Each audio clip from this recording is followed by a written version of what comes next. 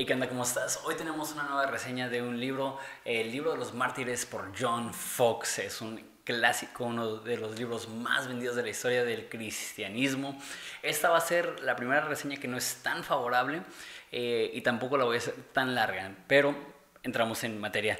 El sinopsis. El libro de los mártires se escribió en el año 1560, entonces es un libro bastante viejo y narra los primeros tres capítulos narran muertes de los primeros 2 siglos de la historia de la iglesia. Después se brinca a los reformadores, la reforma protestante, pero específicamente cómo impactaba Inglaterra. Era un inglés y hablaba de la reforma protestante, pero específicamente lo que se conoce como la reforma inglesa. Háganse cuenta que había un rey, el rey Enrique VIII, que se dividió de la iglesia católica y empezó la iglesia anglicana, que era una iglesia protestante de Inglaterra, y la razón que lo hizo fue política. El papa no quería dejar que se divorciara, se quería divorciar, entonces dijo, me voy y empiezo mi propia iglesia, y empezó la iglesia protestante anglicana, y había mucho crecimiento en el movimiento protestante. Y después llega una reina que se llama María, y es conocida en la historia como María la Sanguinaria, y ella mató a cientos de líderes cristianos protestantes, y esto narra la historia de como unos 30, 40 de ellos. Entonces sí es un libro interesante, pero bueno, ese es el sinopsis. El resumen es, como ya dije, los primeros capítulos, los primeros 3 capítulos hablan de los mártires de los primeros años de la iglesia. Hace mucho hincapié en Policarpo, el martirio de Policarpo. Me fascina esa época de la iglesia, y eso es por mucho la mejor parte del libro. El libro probablemente lo encuentras gratis sin ningún problema, entonces sí te recomiendo que leas esos 3 capítulos. Y el primero, de hecho ahorita voy a mencionar eso, pero la muerte de Policarpo le hace mucho hincapié, y después narra la muerte de varios reformadores. Habla de la vida de John Wycliffe, de John Hus, de William Tyndale, de Martín Lutero, todos nombres bastante conocidos, y narra muchos nombres que son conocidos para los anglicanos y para algunos que conocen mucho la reforma protestante. Realmente esos 4 nombres son los que yo conozco más, o conocía previo a este libro. Las historias son muy similares, son un poco repetitivas. La verdad, la reforma protestante es uno de los hechos históricos más importantes, no solamente en la historia religiosa, sino en la historia de la humanidad. Y al leer este libro, no sé, me dieron ganas de hablar un poco acerca de la reforma protestante. Entonces voy a hacer 3 videos acerca de la reforma protestante en el canal. Empecé diciendo voy a hacer unas cuantas reseñas, pero también la historia de la iglesia es algo que me apasiona. Entonces los próximos cuantos videos van a ser de eso, de la reforma protestante. Quiero leer unas cuantas citas. Un buen cristiano está dispuesto a perder no solo sus bienes, sino su propia vida para la gloria de su Redentor. Por lo tanto, estoy dispuesto a sacrificar todo en este mundo temporal por la causa de la salvación en un mundo que durará por la eternidad. Y frases así están en todo el libro. Personas que entienden que prefiero morir pero serle fiel a mi Redentor que negarle. Y había esa inseguridad que si niego a Dios realmente soy cristiano. Entonces no había mayor prueba de la autenticidad del cristianismo de alguien que ser mártires. Entonces lo veían de esa forma: yo voy a heredar la vida eterna y voy a morir como mártir. Y eso llevaba a la siguiente cita. Los protestantes son como piedras impenetrables, dijeron. Te equivocas, dijo Cranmer.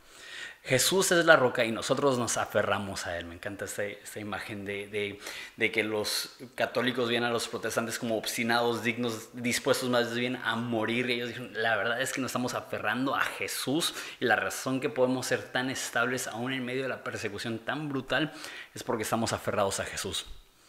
Última cita. No tengo doctrinas mías, predico las doctrinas de Cristo, y por ellas estoy dispuesto a derramar mi sangre. Incluso me siento feliz por sufrir por mi Redentor. Hay un chorro de repeticiones de eso, de personas que vieron la muerte con gusto inclusive. Eso me vuela la cabeza. Siempre hacemos este escenario en nuestra cabeza ficticio, que qué pasaría si alguien llega a nuestra iglesia con una metralleta y dice, niega a Cristo y muere. Yo diría, yo muero por Jesús, pero la mayoría de personas en México o en el mundo occidental no han tenido esa oportunidad, pero es una realidad para muchísimas personas. El seguir a Jesús resulta en que su vida corre peligro, y hay personas alrededor del mundo hasta el día de hoy que es tanto su amor por Jesús y es tan sincera su fe que hasta están dispuestos a sufrir con una medida de alegría, como Pablo y Silas en la cárcel cantando alabanzas a la medianoche. No sé, se me hace muy, muy, muy inspirador eso. Mi reseña, esa está muy baja, 4 de 10. Y la razón es porque, aunque la primera parte es buenísima y es un libro importante hablando históricamente, y si te gusta mucho poder decir ya leí el libro de los mártires de Fox, léelo, pero es largo y los primeros 3 capítulos chidos. Lee un capítulo, lee el de John Wycliffe y ya con eso te ahorras todos los demás capítulos. Es muy, muy, muy repetitivo. Y la razón que la reseña es tan baja es porque el enfoque de John Fox es que la razón que eran asesinados estas personas es por su teología o su doctrina o su postura en cuanto a la Eucaristía, la Santa Cena. Entonces, nada más lo explico rápidamente. Hay 2 posturas, que es actualmente la católica y la protestante. La católica crea algo que se llama transubstanciación, que dice que en la Santa Cena, la Eucaristía, el pan y el vino se convierten literalmente en el cuerpo y la sangre de Jesús. Eso lo toman porque Jesús dijo, esta es mi sangre, este es mi cuerpo. No dice representa mi cuerpo, dice es mi cuerpo. Y los protestantes creen que es un simbolismo. ¿Por qué? Pues el pan no se convierte en piel, no sangra.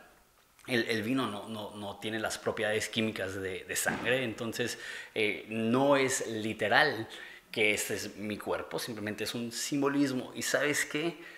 Si tú crees en transubstanciación o consubstanciación, en mi opinión no debe de hacer la gran diferencia, y esas personas se estaban matando por eso yo lo estaba leyendo y la neta, si sabes un poco de la historia, y yo voy a hablar un poco de eso en los próximos videos, la iglesia católica del siglo XVI estaba mal. Inclusive católicos de hoy en día dicen, sí, con razón hubo una reforma porque la iglesia estaba súper mal y había muchas áreas donde la iglesia estaba mal. Sin embargo, John Fox decide enfocarse en ese tema, que para mí es uno de los temas más superficiales. Y cuando lo lees es tan tedioso, literal.